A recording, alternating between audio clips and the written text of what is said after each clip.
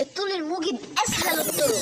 تخيل عندي لو عبد الله هنا بينط في الهواء متر، وبعدين بينزل مسافة 2 متر على الارض، وينط في الهواء تاني يكرر نفس الحركة متر وينزل 2 متر. فكده دي لما يطلع في الهواء دي بنسميها قمة، لما ينزل لتحت على الارض دي قاع، وهكذا قمة قاع. المسافة اللي جرى بقى عبد الله في الهواء قبل ما ينط تاني دي بنسميها طول موجي. بدل ما نقعد نقول طول موجي هنقول لام. طيب يبقى لام هي المسافة اللي جرى بقى عبد الله في الهواء قبل ما يرجع ينط تاني، يعني هي المسافة بين القاعين أو المسافة بين القمتين. طيب افرض اداني نص المسافة، لو قال لي المسافة بين القمة والقاع 1 متر، وعايز لام للموجة الواحدة، هتساوي ايه؟ هنضربها في 2، يبقى 2 في 1 ب2 متر، يبقى لام بيساوي 2 في المسافة بين القمة والقاع.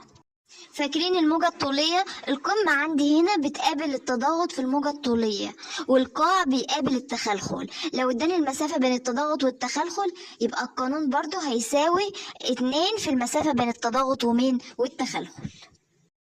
القانون الثالث والأخير، لام المسافة التي تقطعها الموجات كلها على عدد الموجات.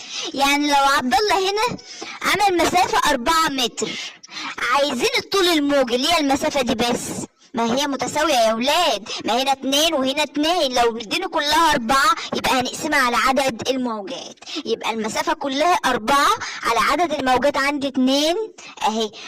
قمة وقاع ادي موجة، قمة ودي قاع ادي موجة تانية، على 2 هيديني كام؟ 2.